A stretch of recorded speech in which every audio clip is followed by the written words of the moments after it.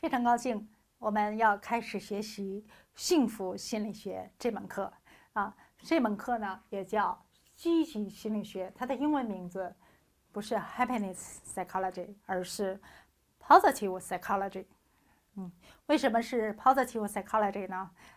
下面请大家先拿出一张纸，写下你对幸福的理解是什么，也就是说，你认为的幸福是什么？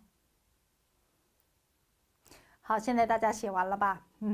请把你对幸福的理解收好。当我们课程结束的时候，把它拿出来，再做一个课程的总结，看看经过1学期的学习，你对幸福的理解是什么，有了什么样的变化啊？幸福的理解是什么？下面呢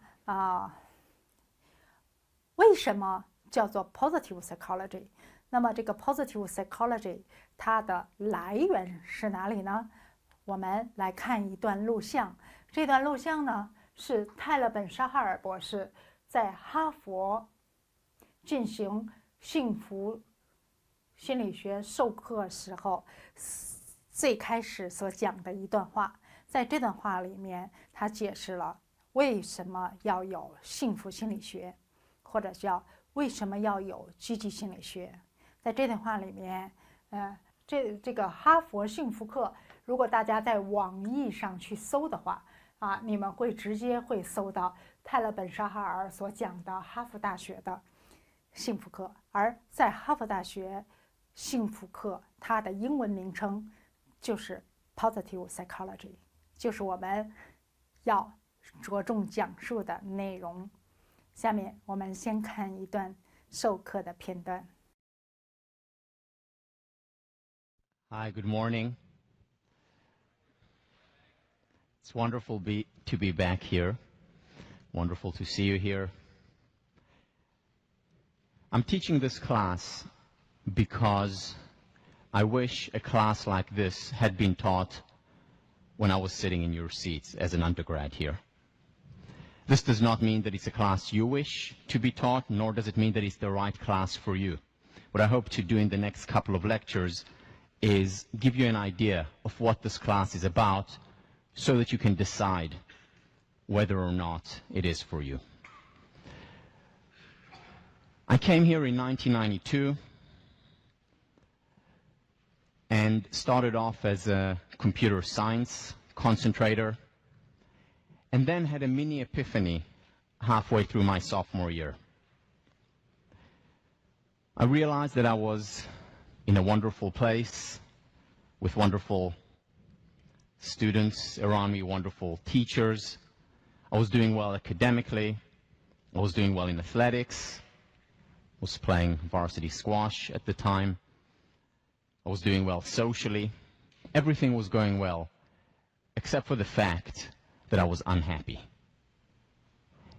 And I didn't understand why. And it was then, in a matter of moments, that I decided that I had to find out why and become happier. And that's when I switched my concentration from computer science to philosophy and psychology, with a single question: how can I become happier? Over time, I did become happier. What had contributed most to my happiness was when I encountered a new emerging field. At that time didn't have the name that it has today, but essentially research that falls under or within the field of positive psychology. Positive psychology, studying it, applying the ideas to my life has made me significantly happier. It continues to make me happier. And it was when I realized the impact that it had on me that I decided to share it with others. That's when I decided that I wanted to be a teacher and teach this field. So this is Positive Psychology, Psychology 1504. And we'll be exploring this new, relatively new and fascinating field. And hopefully, we will be exploring more than the field, ourselves. When I first taught this class, it was back in 2002. I taught it as a seminar and had 8 students. 2 dropped out. That left me with 6. The year after, the class became slightly larger. I had over 300 students. And then the third year when I taught it, which was the last time, I had 850 students in the class, making it at that point the largest course at Harvard. And that's when the media became interested, because they wanted to understand why. They wanted to understand this phenomenon that here you have a class that's larger than Introduction to Economics. How could that be? So I was invited by the media for interviews, whether it was newspapers, radio, television. And I started to notice a pattern during those interviews. So I would walk into the interview, we'd have the interview, and afterwards the producer or the interviewer would walk me out and say something to the effect of, well, thank you, Tal, for the interview, but you know, I expected you to be different. And I would ask as nonchalantly as I could, of course, as if I didn't really care, but had to ask anyway, how different? And they would say, well, you know, we expected you to be more outgoing. Next interview, at the end of the interview, same thing. Thank you for doing the interview, but, you know, Tal, I expected you to be different. And once again, nonchalantly, of course, I would ask, so how different? And he or she would say, well, you know, we expected you to be less introverted. Next interview, same thing. How different? Well, you know, more extroverted, more outgoing. Next interview, well, you know, less shy. Because, you know, I get very nervous in interviews. Interview after interview, literally dozens. More outgoing, more cheerful, less introverted, more extroverted, and on and on. But here is the best one. So this is one of the local channels here in around Boston. I go into the interview. We have quite a long interview, which I thought was actually pretty good. And at the end of the interview, the interviewer, who's a very jolly guy, walks me out, puts his hand on my shoulder, and says, Tal, thank you very much for doing the interview. And then the usual comes. But you know, Tal, I expected you to be different. And I said, how different? And now, just so that you understand, by this time, my self-esteem is shot. But still, with some semblance of nonchalance, I ask, how different? And he looks at me and says, well, I don't know, Tal, I expected you to be taller. Taller? What, 5'7", or okay, 5'6.5" is not enough to teach happiness? And I thought about it, and I thought about it a lot, the whole pattern from the beginning. And I think I understand why they expected someone different. You see, they had to explain to themselves, as well as the audience, how come this class is larger than Introduction to Economics? And the way to explain it must be that the teacher is very outgoing, extremely charismatic, very cheerful, an extrovert, and of course, tall. Well, there was one L missing there, but yeah, if only. So the problem, though, is that they were looking in the wrong place for the explanation. In other words, they were looking at the messenger. Where they needed to look at was at the message. Now, how do I know that? You see, because I see other positive psychology classes on other campuses around the country and around the world. There are over 200 campuses here in the United States that teach positive psychology. On almost every campus where this class is taught, it's either one of the or the largest class. It's about the message. I see more and more organizations taking up positive psychology in their, as consultant companies. Some of the big consulting companies are taking it on. More and more high schools are introducing positive psychology classes. Elementary schools are introducing it.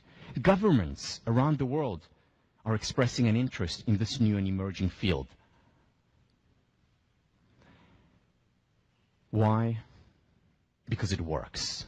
Because it really works. You see, this whole realm of life flourishing, of happiness, of well-being, has been, until recently, dominated by the self-help movement. What do we have in the self-help movement? We have books that are very interesting, that are very accessible. We have speakers who are very outgoing, very charismatic and tall, attracting in the masses into these workshops and seminars and lectures. But, and there is a very big but here, many of these books, many of these workshops and seminars lack substance, very often over-promising and under-delivering. So these are the 5 things you need to know to be happy. The 3 things to be the great leader.